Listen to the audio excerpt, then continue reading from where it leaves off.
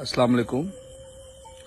अख्तरुल इमान साहब के हार का अगर कोई जिम्मेदार है तो वह लोग हैं जो चुनाव में अभिकर्ता बने हुए थे, चुनाव के प्रभारी बने हुए थे, जो बाहरी लोग थे। बाहरी लोगों का तालमेल वो लोकल कार्यकर्ताओं से नहीं मिल पाता था। ज्यादातर अख्तरुल इमान साहब के व्यवस्थापक जो चुनाव के थे वो जनाब आदिल हसन साहब थे।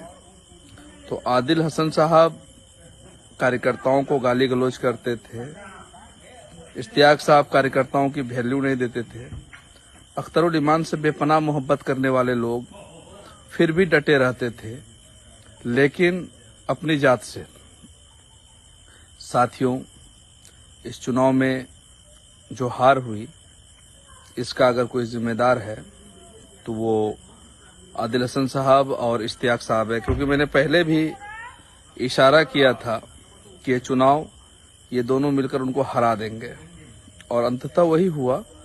इन दोनों ने अख्तरुल इमान साहब को किशनगंज का रन हरा दिया। ये हार अख्तरुल इमान साहब की नहीं बल्कि किशनगंज के लोगों की थी। तो जाहिर सी बात है कि मैं कई बार इस बात को कहा था कि इन लोगों के पास डिसिप्लिन नहीं है, ये लोग किसी से अच्छे से बात नहीं करते हैं, इन लोगों को तहजीब और तमीज की पढ़ाई पढ़ने की ज़रूरत है और बात करते हैं तो मवाली अंदाज में करते हैं। ये नहीं होना चाहिए।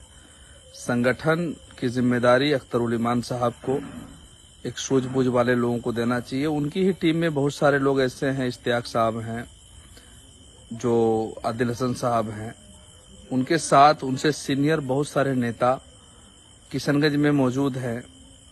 आपको बता दूं कि इसाक साहब भी कोषाध्यक्ष हैं, वहां बिहार प्रदेश के हैं, लेकिन बिहार प्रदेश के कोषाध्यक्ष होने के बावजूद उनका कोष से तो कोई लेना देना रहता नहीं है। ये टोटल MIM को प्राइवेट लिमिटेड कंपनी की तरह आदिल हसन और इश्तियाक साहब चलाते हैं और अख्तरुल इमान साहब को इतना बड़ा नुकसान करा गए, सीमांचल के लोगों को इतना बड़ा नुकसान करा गए। तो मैं इस वीडियो के माध्यम से सीमांचल के तमाम अख्तरुल इमान साहब को चाहने वाले लोगों को ये बताना चाहता हूँ कि आप भी इस बात को समझने का प्रयास करें। और आप लोग पूछ रहे थे हार का कारण, तो हार का कारण मेरी नज़रों में, मेरे लोगों के नज़रों में, कार्यकर्ताओं के नज़रों में वो एक नंबर आदिल हसन साहब जो बाहरी हैं, वो आकर यहाँ पर कहते हैं ना कि बाराती बाहर के हो सकते हैं, गिधारिन नहीं। ये गिधारिन बाहर के थे, ये मैनेजमेंट करने वाले लोग बाहर के थे और कई लोगों को गाली गलौज करते थे। तो ये सब इस हार का जिम्मेदार आपको मैं बता दिया किसकी जिम्मेदारी है।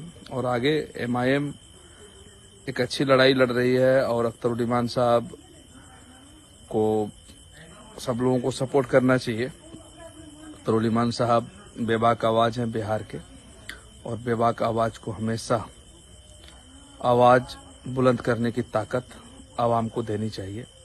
तो अख्तरुल इमान साहब के हार से मैं गमज़दा हूँ और मेरे साथ मेरे चाहने वाले लोग गमज़दा हैं। बहुत गमगीन हुआ जिस दिन हार की खबर सुनी। तो इंशाअल्लाह अख्तरुल इमान साहब आप घबराइए नहीं, आपके साथ सीमांचल की जनता है। अस्सलाम वालेकुम।